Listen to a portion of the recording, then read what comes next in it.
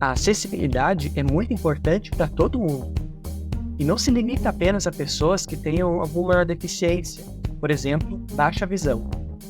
Na verdade, acessibilidade tem a ver em deixar as nossas aplicações mais intuitivas e agradáveis de usar. Se você está desenvolvendo um site ou um aplicativo web, como que você pode melhorar a acessibilidade dele? Meu nome é Everton Juan.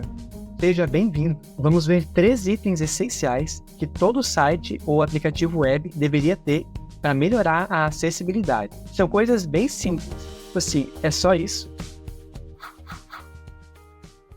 Falando a mesma língua. Se a gente falou em site, estamos falando em HTML.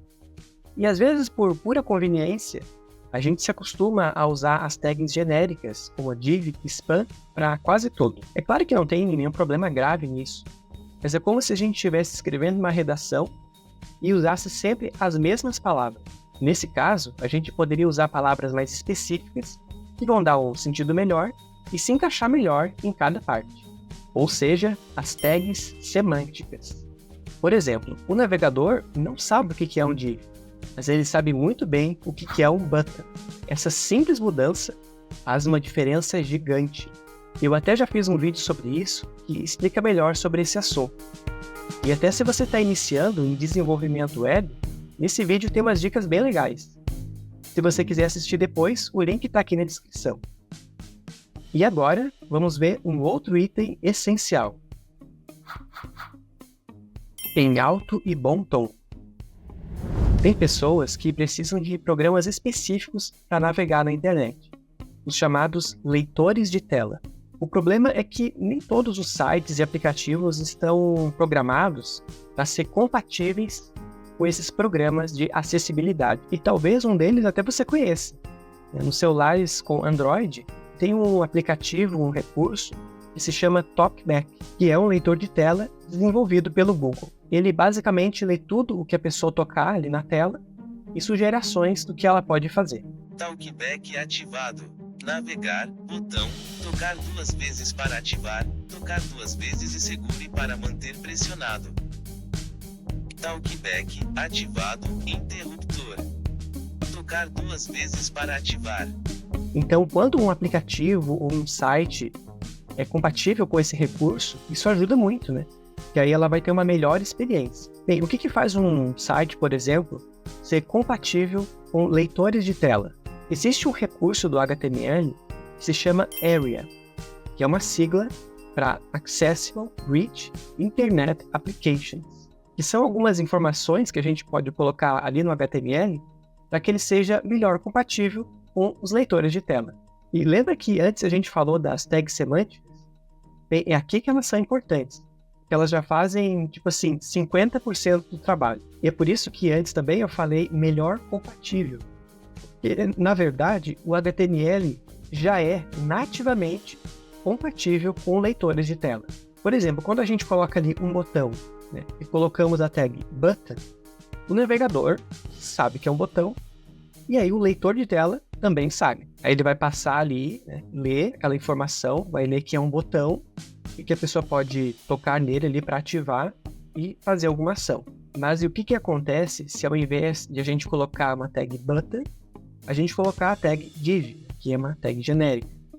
E é exatamente isso, né? O leitor de tela vai passar ali e não vai ler que é um botão, né? Vai ler que é uma informação como outra qualquer. E é claro que ali no Area, né, tem os atributos dele, e dá pra gente, por exemplo, especificar que uma div, na verdade, não é só uma div, ela é um botão, né? E a gente especifica que aquela div ela tem um papel de botão. Mas nesse caso, como a tag já existe no HTML, então é recomendado usar ela ao invés de usar os atributos, né, os recursos ali do Area. É recomendado usar a tag do HTML, porque ali já tem tudo o que precisa para acessibilidade. Só que tudo muda se você estiver usando um framework ou algum recurso de algum elemento personalizado.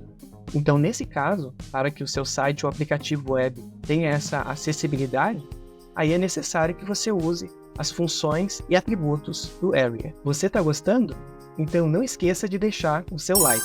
E agora, vamos ver mais um item muito importante para a acessibilidade. navegando pelo teclado. E por último, e não menos importante, Tab Index.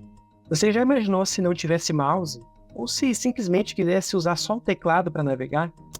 Bem, aí você vai perceber que não é a coisa mais fácil do mundo. Porque muita coisa não é acessível para ser usada pelo teclado, apenas pelo mouse. A maioria das coisas, digamos assim, elas dependem do mouse ou de, por exemplo, toque na tela, para funcionar, e não o teclado. Porém, tem muitas coisas que poderiam muito bem ter suporte para ser usadas pelo teclado, mas que nós, como desenvolvedores, acabamos não implementando. O atributo TabIndex tem pelo menos duas funções. A primeira é que ele faz com que um elemento que nativamente não recebe foco pelo teclado possa receber esse foco. E a segunda é que ele pode controlar a ordem em que os elementos recebem o foco quando a pessoa navega ali pelo site usando o teclado. E até foi isso que eu fiz num aplicativo web que eu estou desenvolvendo, o Notice. Ele não tinha suporte para navegação pelo teclado. Quer dizer, tinha até, porque o HTML faz isso de forma automática, de forma nativa. Mas algumas coisas eu tive que personalizar para adaptar à realidade dele. Por exemplo, quando eu teclo a tecla Tab, agora ele consegue navegar entre cada elemento. E quando eu teclo Enter, ele também funciona. Então, ou seja, se a pessoa quiser, ela consegue usar apenas o teclado para utilizar esse aplicativo. E, aliás, todos esses assuntos que a gente viu aqui no vídeo, eles estão incluídos numa atualização que eu fiz nesse aplicativo. Então, ao mesmo tempo, eu aprendi esses conceitos que são importantes e estou aqui compartilhando com você. E se você quiser mais conteúdo de desenvolvimento de sites e aplicativos, já se inscreve no canal. Vai ter muito conteúdo interessante para te inspirar.